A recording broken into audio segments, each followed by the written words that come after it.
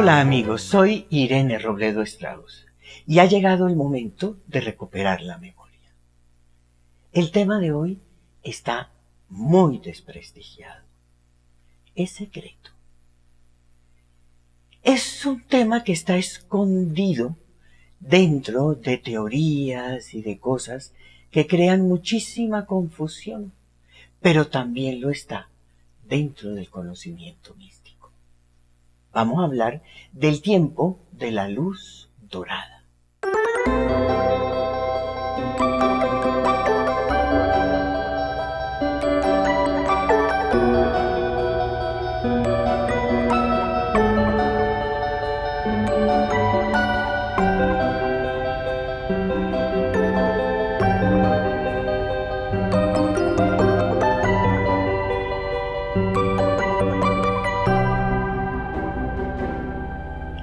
A este tiempo se le ha dado muchos nombres. La edad de oro, la edad dorada, la era de Acuario, la era del despertar. Y estos nombres, todos estos nombres distintos, ha formado como una torre de Babel, con toda clase de interpretaciones. Estas profecías se les han dado toda clase de significados. Hay muchos eruditos diciendo esto, diciendo aquello. También hay críticos, hay detractores de todo este conocimiento. Acerca de el tiempo de la luz dorada, también se han montado unos negocios bastante grandes. Y tiene una profunda relación con un baile de egos también grande. Supercherías, fantasía. Casi que a esta época y a todo esto se le ha dicho pseudociencia. Pero hay algo muy importante. Es que hay escondido una verdad sublime.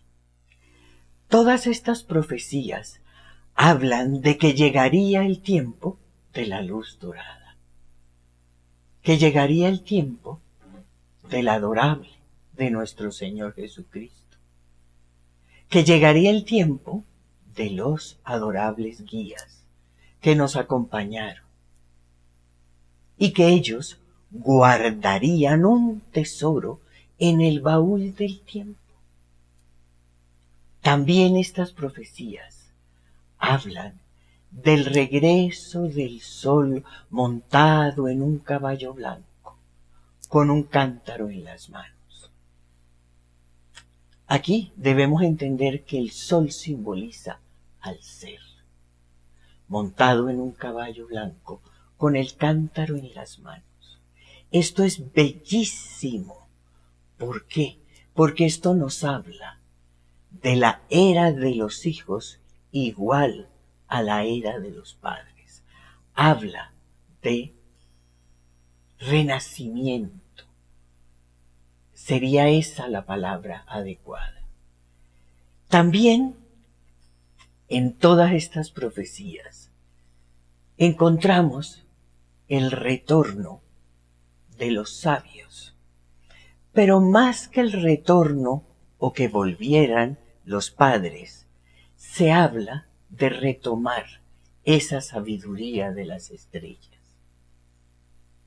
Dentro de esas profecías también queda la constancia de la llegada de regalos de las estrellas. Regalos que ya vamos a ver que comenzaron a llegar en el siglo XX. Y definitivamente el regreso, el renacer, el retomar, el reconocer todos esos secretos ancestrales. Es decir, recuperar la memoria ancestral. ¿Cuál es el símbolo de la luz dorada? El aguador, el cántaro. Es un ángel que tiene un cántaro. Es lo mismo que el arcano 14. Es un ángel que tiene un cántaro que traspasa de una vasija a otra. Ese traspaso no solamente indica la energía que pasa de un sitio a otro, sino también habla de la memoria. Ese hombre con el cántaro es el símbolo de la era de Acuario. Hay también un mito muy relacionado con esta época, que es el mito de Ganímedes, y es bellísimo, porque Ganímedes es un hombre lleno de luz, refulgente, que Zeus lo ve y dice que él debe subir al cielo para iluminar el reino. Tiene una simbología bellísima, es decir, esa luz sube a la cabeza. Todo tiene que ver con ese mensaje que nos dejó nuestro Señor Jesús, que es un mensaje de energía. Por ejemplo, en el Evangelio de Juan, Evangelio canónico, está ese paraje de la Samaritana.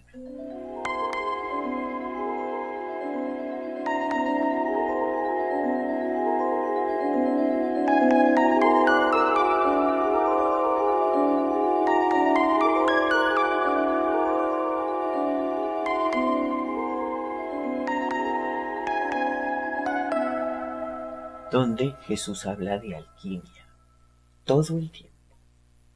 Y hace un ratico hablé del arcano 14, la templanza. La templanza es una fuerza, es una voluntad, es un carácter. ¿Para qué? Para el obrar correcto. Aquí hay una asociación hermosa con el budismo. En el óctuple sendero encontramos el obrar correcto. Y este arcano 14, la templanza, tiene que ver con mantenerse en ese camino. Y en este caso, ese obrar correcto es precisamente pasar agua del coxis quieta, estancada, subirla, ascenderla al cerebro. Dentro de estas profecías están unas estelas sumerias en cuneiforme bellísimas, que hablan de la era del dios del cielo, An, así lo llamaban, y que llegaría el momento donde él vendría a vertir agua de inmortalidad sobre la tierra. Es una simbología hermosa. Y también habla de ese camino para llegar a la esfera.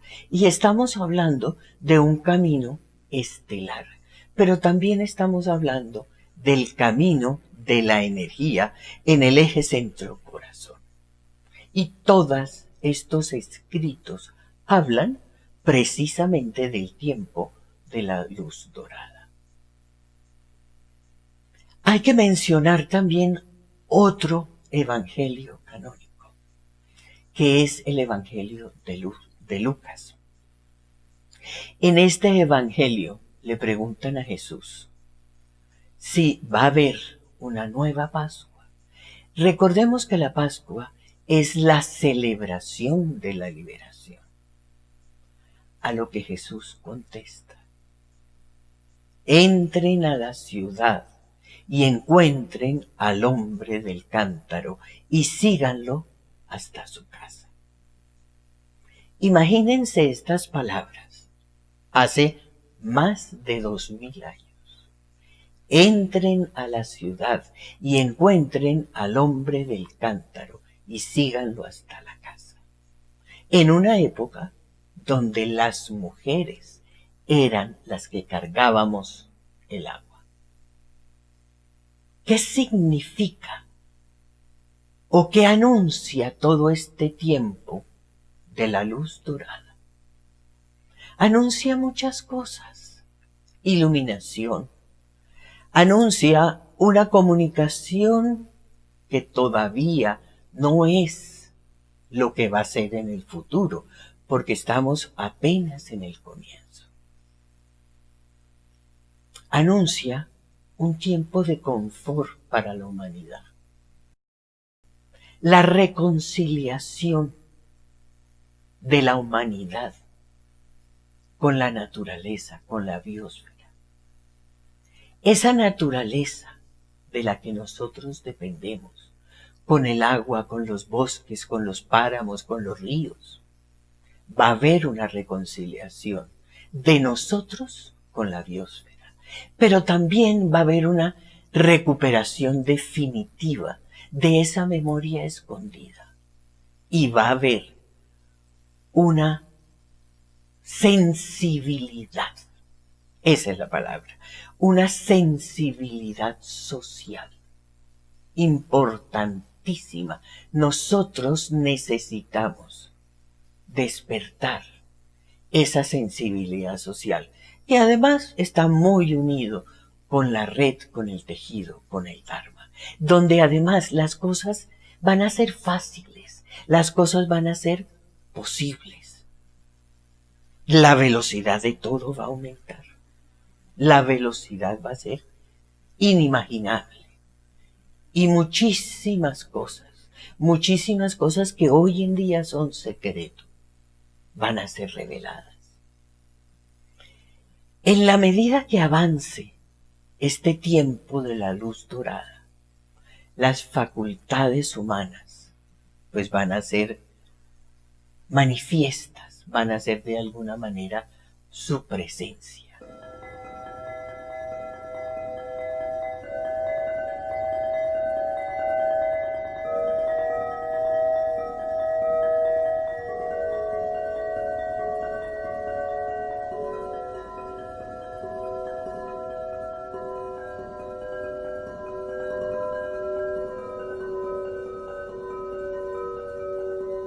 Y esas facultades se van a despertar a través de la ciencia o a través de la mística. Y estas dos se van a ir hermanando. En este tiempo se van a descubrir leyes. Se va a saber muchísimo más acerca de las dimensiones.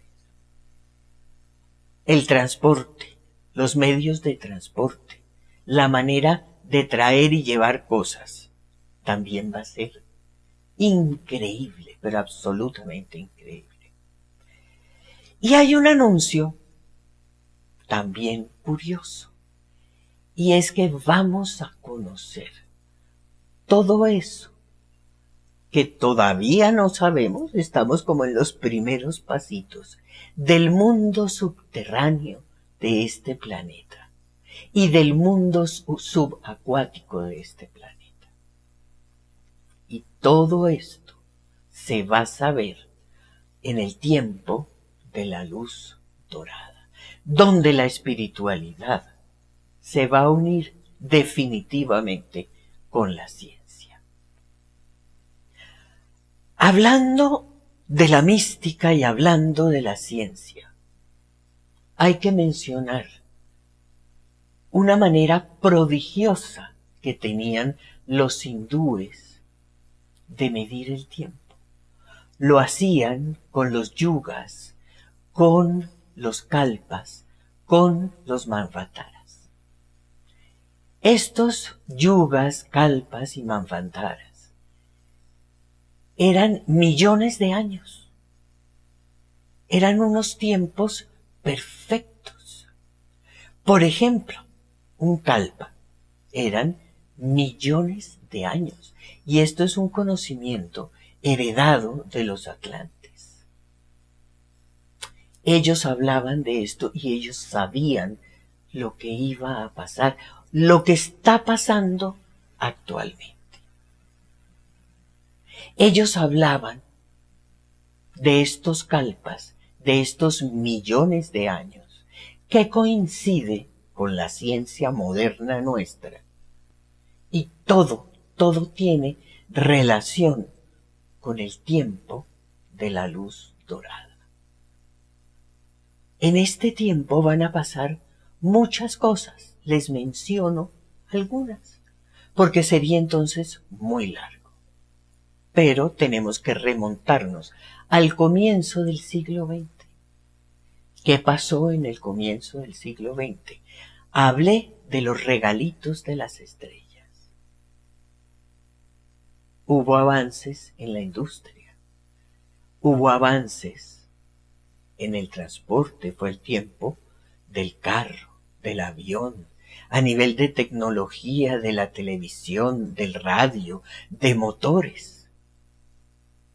Pero hubo un cambio significativo en la década de los 60.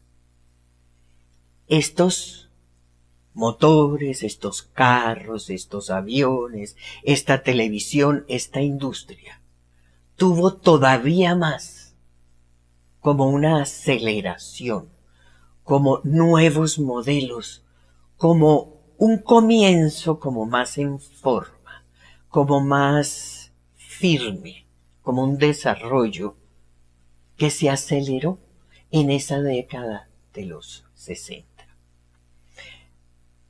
También en ese momento, y eso ya se sabe y se reconoce, la incidencia del sol, del astro, en nuestra genética comenzó a tener también una incidencia positiva, evolutiva. También esto se va a saber más a profundidad, aunque ya se comenzó a recorrer todos estos caminos, porque ya entramos precisamente en esa década de los 60, al tiempo de la luz dorada. Pero cosas positivas, cosas maravillosas, pero hay cosas que también son positivas que se van a eliminar, mitos que van a dejar de existir. Menciono inicial y principalmente ese mito de la paila. Se va a acabar. Estos mitos de los que quiero hablar se van a acabar porque esa verdad y ese conocimiento van a tener el poder al ser humano comprender de destruirlos, de eliminarlos. El satanismo también. Si usted no piensa como yo, entonces su pensamiento es satánico. Esta otra cosa es satánica. Y es como un soporte mental de una calificación equivocada. Se va a eliminar. Los chantajes van a desaparecer. Todo tipo de chantajes. Las salvaciones espirituales. Promesas de salvación. Si usted hace esto, se salva. Si no hace esto, entonces se va para la paila. Y si hace aquello, entonces se salva. Eso también va a desaparecer. Lo mismo que todas esas espiritualidades financieras. Y dejémoslo de alguna manera así. Todas esas espirituales financieras con unos maestros y con unos santos absolutamente artificiales. Ya en este momento, nosotros como humanidad ya estamos comenzando a hacer esa separación. Estas profecías son muy viejas. ¿Quiénes anunciaron estas profecías? Las dos humanidades anteriores, los atlantes y los seres de Mu, anunciaron estas profecías. Encontramos este conocimiento en los mayas, en ese Tao chino, entre los hindúes que se los acabo de mencionar, y en los alquimistas. Todos lo anunciaron. Pero con respecto a esa entrada del tiempo de la luz dorada, hay una señal particular, hay una señal asombrosa. Y es precisamente que decían que llegaría el tiempo de una red, de una tecnología, de una red parecida al tejido, al Dharma. Y eso es el Internet.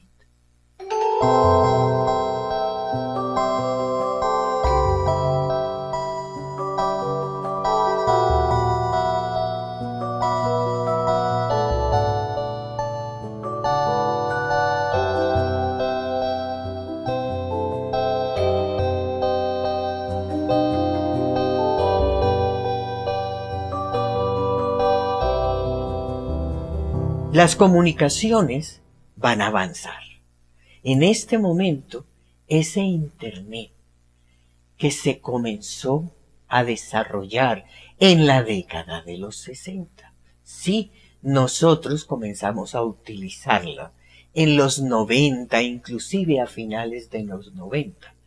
Pero el desarrollo, el descubrimiento fue en la década de los 60. Y en la medida que nosotros vamos entendiendo y se va desarrollando ese Internet, ¿saben qué, queridos amigos? Vamos a ir entendiendo muchísimo más esa compleja red, ese Dharma, ese tejido en el que todos estamos unidos. Ahora, era de Acuario, era del aguador, era del cántaro, era del grial, era de la copa. Todos esos son nombres. Nombres de ahora. Nombres que le damos nosotros. Pero hay conocimientos marcados de una manera también especial. Por ejemplo, hablemos de los mayas.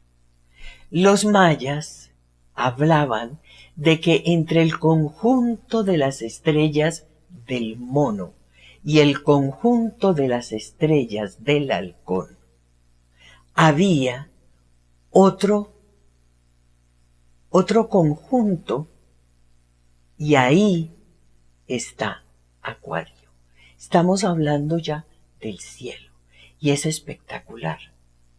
También hablaban de una estrella roja que existe, una estrella roja que era tapada por la luna, y eso está en Acuario. Es que ahí está. Y miren, mucho más atrás, los sumerios hablaban del ojo divino. Y el ojo divino es exactamente una nebulosa que hoy en día se llama la nebulosa del hélice, que tiene la forma de un ojo, la podemos ver. ¿Y dónde está? En Acuario. ¿Todo tiene coincidencia? No. Y lo dijeron hace miles de años. Pero miles de años. Estas mismas profecías hablan de la segunda venida del adorable. Pero no es de su vuelta en cuerpo físico.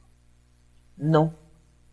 Hablan precisamente del descubrimiento del mensaje original, que también ha comenzado. Y este mensaje original, ¿qué dice? Que después de nacer, hay que nacer una segunda vez. Y también el adorable, en todo su mensaje original, habla de las 5 misiones fundamentales.